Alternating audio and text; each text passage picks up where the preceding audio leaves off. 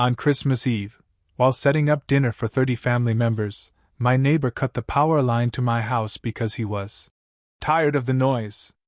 We lost heat, lights, and refrigeration.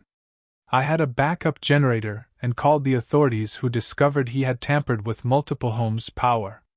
He was arrested for felony vandalism while families lined the street watching him get dragged away in a Santa hat.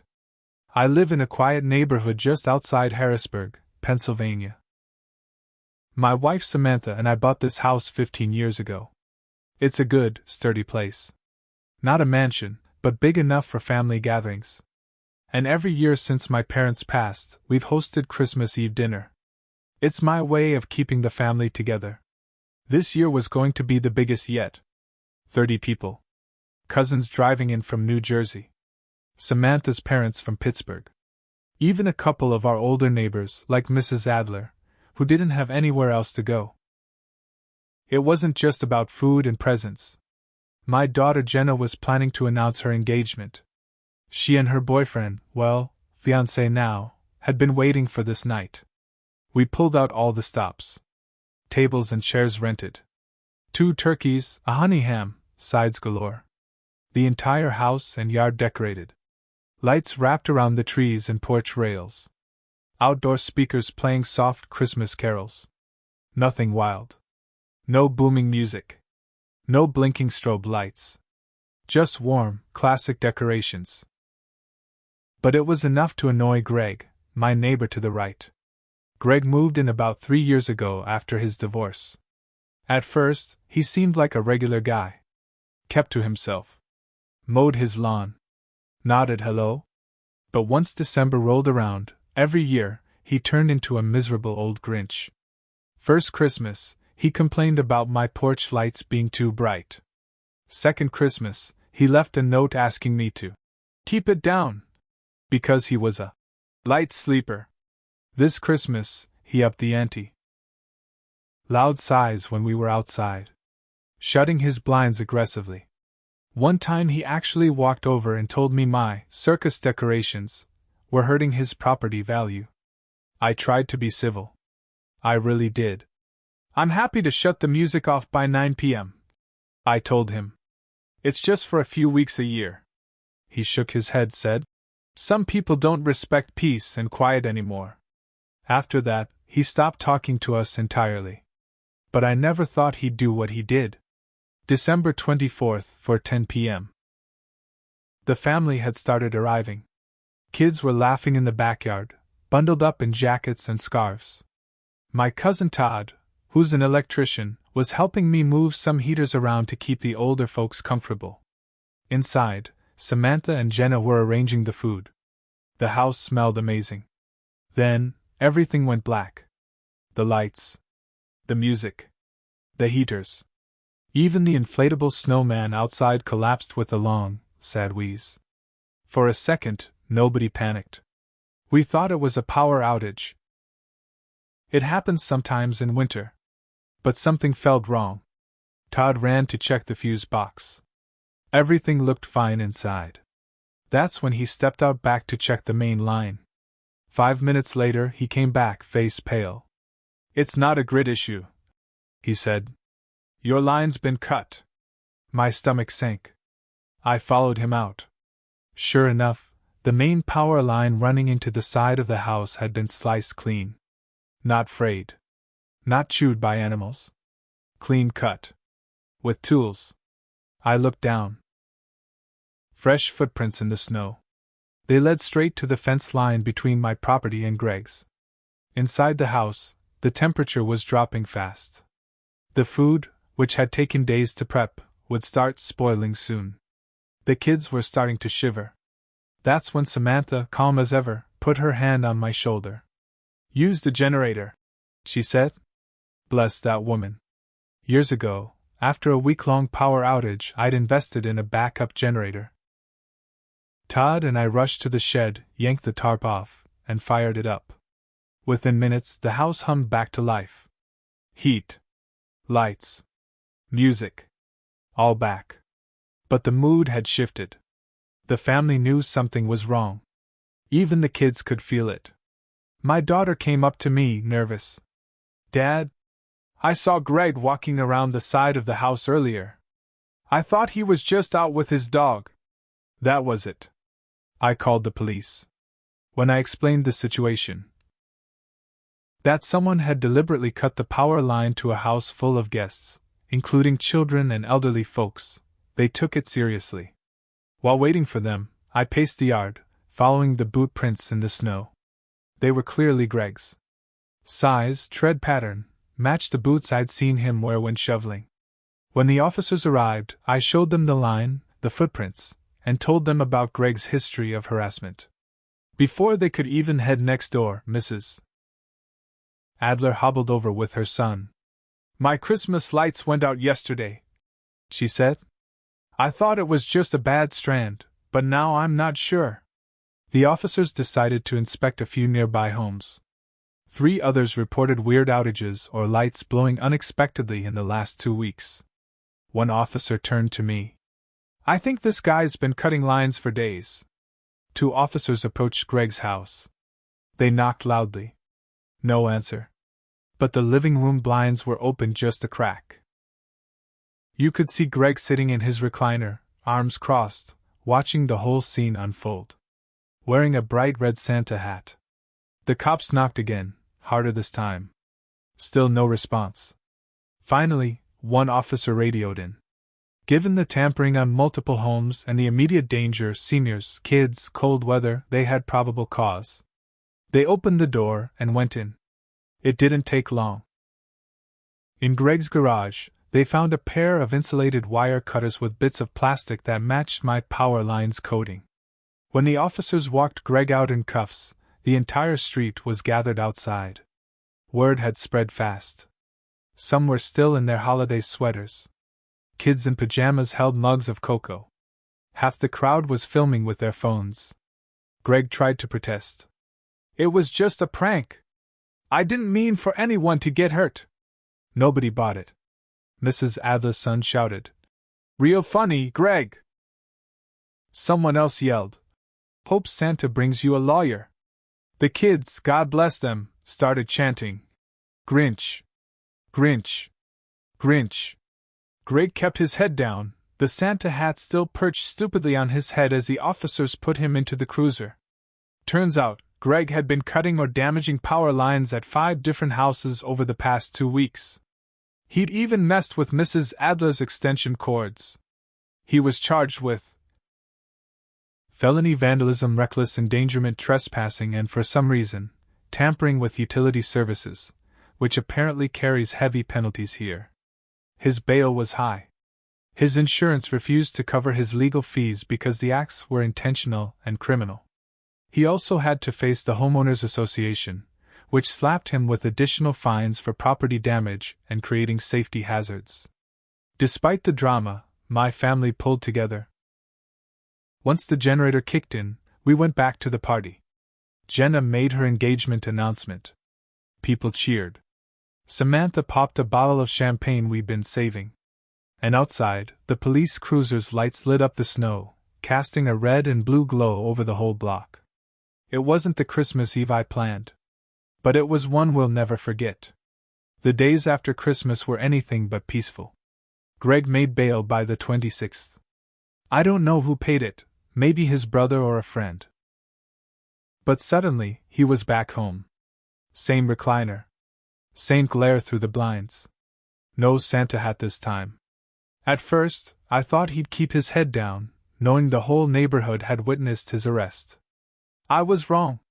By December 28th, weird things started happening.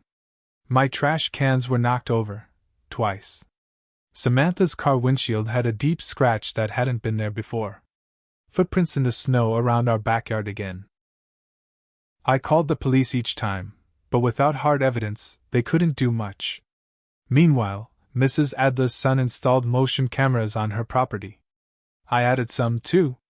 Todd, the electrician cousin, even helped wire extra lights with timers. It was like our quiet suburban street had turned into a fortress. But Greg wasn't done. On January 2nd, the Homeowners Association held a special meeting. Everyone was still furious. Families stood up one by one describing how Greg's prank had put them in danger. The Ruiz family's 3-year-old had asthma and needed warm air for breathing treatments. Mrs. Adler almost slipped in the dark when her porch lights went out. Another neighbor had lost a fridge full of insulin that spoiled without power. By the time it was my turn to speak, the room was vibrating with anger. I tried to work with him, I told the HOA board. He chose sabotage. The HOA voted unanimously to fine Greg $10,000 for community safety violations. If he didn't pay, they'd pursue legal action and potentially put a lien on his property. Greg didn't show up to the meeting. But he must have heard what happened because the next day, he went around tearing down HOA notices taped to his door and mailbox. Around the same time, Todd was helping me check the rest of my property for damage when he made a disturbing discovery.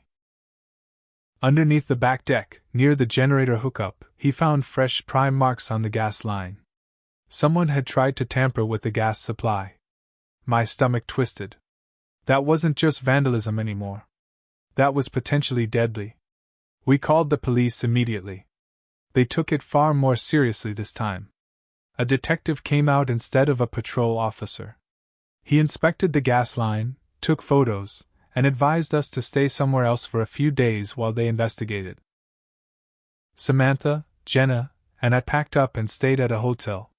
So did Mrs. Adler and a few others. The police got a warrant to search Greg's house again. This time, they didn't just find wire cutters. They found a bag of rubber gloves, a set of keys that turned out to be stolen from a neighbor's garage, and most chillingly, printed maps of our block with notes scribbled about electrical lines and gas hookups. When the detective showed me the photos, I felt sick. Greg hadn't been pulling pranks. He had been planning. We were lucky he'd only managed to cut lines and scratch cars. If he'd successfully sabotaged that gas line during the Christmas party, I don't even want to think about it. On January 6th, Greg was arrested again. This time, the charges were heavier: attempted destruction of property with intent to cause harm, burglary, tools possession, stalking. The police took him away at 3 p.m. Kids coming home from school stood and watched, wide-eyed. Parents clapped. No one cheered loudly, but the message was clear. Greg had crossed every line. As the cruiser pulled away, I locked eyes with him through the back window. His face wasn't angry anymore. It was scared. After Greg's second arrest, something shifted on the block. Neighbors who usually just nodded at each other in passing started working together. Mrs. Adler's son created a group chat for the street. Todd helped install motion lights on almost every house. Families who'd barely spoken before now shared updates, watched for strange cars, and checked each other's yards. It wasn't just about Greg anymore. It was about protecting the whole neighborhood. But Greg's family wasn't taking it quietly. His brother, a bulky guy named Mark who lived a few miles away, started showing up. Parking across the street. Sitting in his truck. Watching. The first time, I told myself it was coincidence. The second time, I called the police. They questioned him, but he claimed he was just looking out for his brother's place. That's when threatening notes started appearing. At first, it was just on my mailbox. Snitches get what's coming. Then Samantha found one stuffed into the wreath on our front door. You think it's over? It's not. I handed every note to the detective. He promised to investigate, but they couldn't pin them directly to Mark or Greg yet. Still, the police increased patrols around our street. Officers now cruised by every couple of hours, day and night. While the criminal case against Greg moved forward, something else happened. His lawyer filed a civil harassment complaint against me. Yes, me. They claimed I was organizing a campaign of intimidation against Greg and his family. That the neighborhood's cameras, lights, and social media posts were creating an unsafe environment for Greg upon his release. It was a desperate move. A clear attempt to flip the narrative. But it forced me into hiring my own attorney. I had to spend thousands on legal fees to respond. My lawyer, A sharp woman named Rachel from downtown Harrisburg wasn't rattled. She told me, "He's trying to muddy the waters. Don't engage. Let's stay focused." Still, it was another stress piled on top of an already exhausting situation. One night, January 18th, things hit a peak. Samantha and I were asleep. Around 2 a.m., motion lights flared in the backyard. Our phones pinged from the security app. Someone was outside. By the time I grabbed a flashlight and rushed to the back door, whoever it was had run off. But not before leaving a brick on the patio table. Wrapped in duct tape was another note. "Your generator won't save you next time." I handed the brick and note to the police. This time, the detective didn't just log it as another threat. They pulled nearby security footage. A tall man, wearing a hoodie and gloves, had approached the yard. When the video was enhanced, you could make out part of his face. It wasn't Greg. It was Mark, Greg's brother. Police arrested Mark 2 days later. They charged him with stalking, criminal trespass, and threatening communications. At his arraignment, he claimed, "I was just trying to warn them to stop turning the whole neighborhood against my family." No one bought it. With both Greg and Mark facing serious charges, their family hired a new defense lawyer. An aggressive one from Philadelphia who specialized in turning cases into media circuses. Suddenly, local reporters were sniffing around. One afternoon, a news van parked down the street. A reporter tried to get me to talk on camera. I refused. So did Samantha. But the headline ran anyway. "Holiday Horror. Harrisburg Family Targeted After Power Line Sabotage." That was the last straw for some of the other neighbors.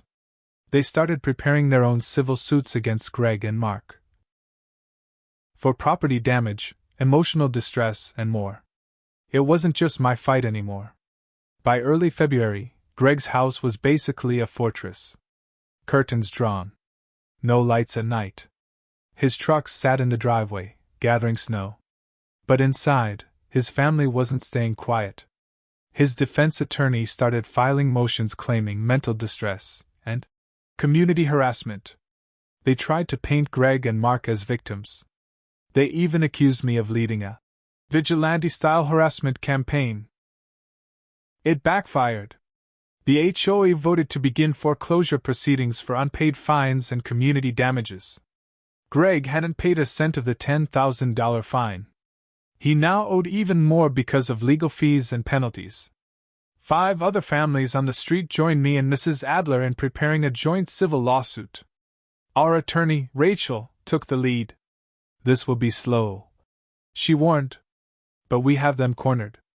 Then came the break we didn't expect. One of the newer neighbors, a guy named Kenny, had installed a high-end security system that covered not just his own property, but also a portion of the street. His camera had audio.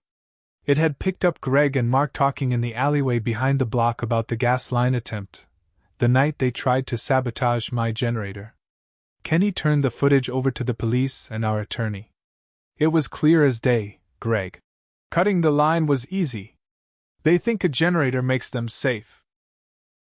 We'll see about that. Mark, just gotta scare him enough to stop. That was conspiracy to commit a felony. Rachel moved fast, handing the footage to both the prosecutor and the HOA board.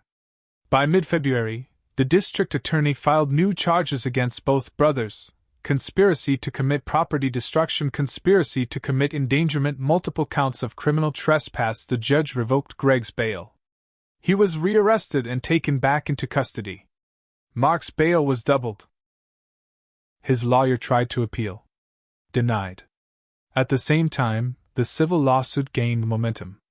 Rachel filed for a lien on Greg's property, meaning even if he tried to sell his house to get out from under the HOA fines, proceeds would first go to pay victims. The HOA accelerated the foreclosure process. Greg's house was scheduled for auction in April. As winter faded and March rolled in, the neighborhood came together in ways I never thought possible. Mrs. Adler's porch was rebuilt, paid for by donations from neighbors and friends. The Rees family received a new generator. Jenna and her fiancé, now officially her husband, offered to help others install motion cameras. We stopped being just neighbors. We became a community that refused to be bullied. The week before Greg's house was set for auction, someone threw eggs at my front door. Not just one or two, a whole dozen. Smashed into the wood and glass. Security cameras caught the culprit. It wasn't Greg. It wasn't Mark. It was Greg's cousin, who'd driven down from Scranton to stand up for family. The police arrested him the next morning, charged with vandalism and harassment. Rachel smiled when she told me. They're out of allies.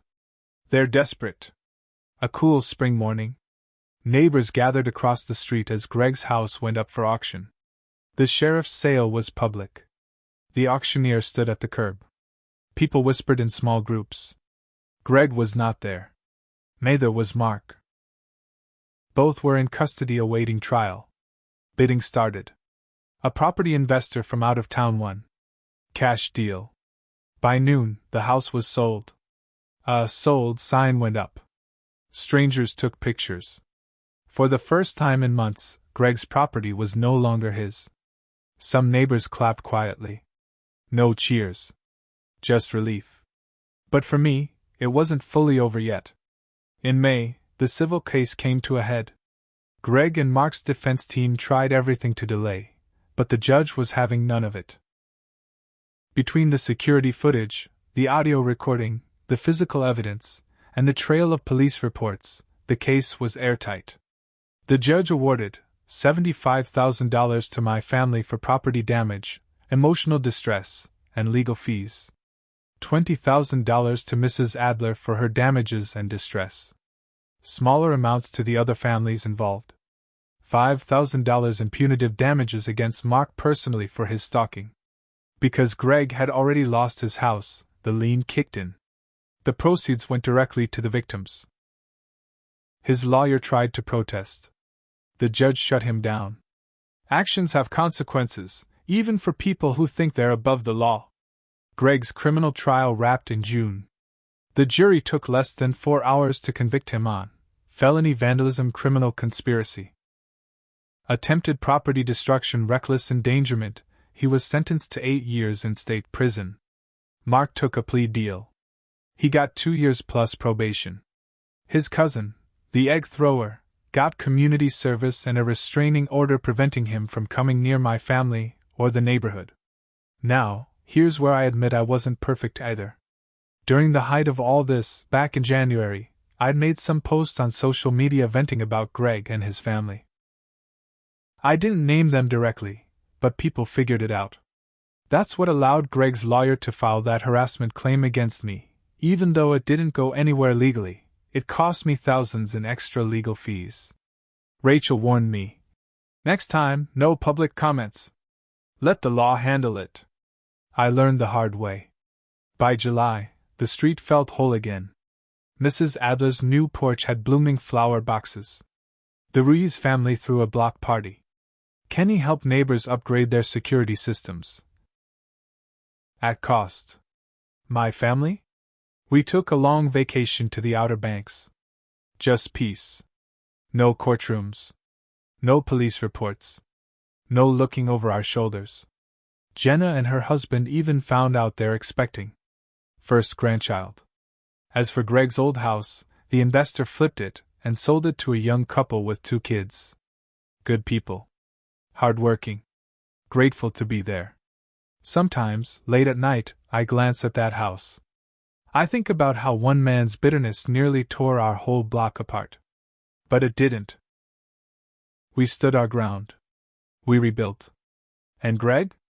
He'll be spending 8 Christmas Eves in a row thinking about how he tried to ruin ours, and how it cost him everything.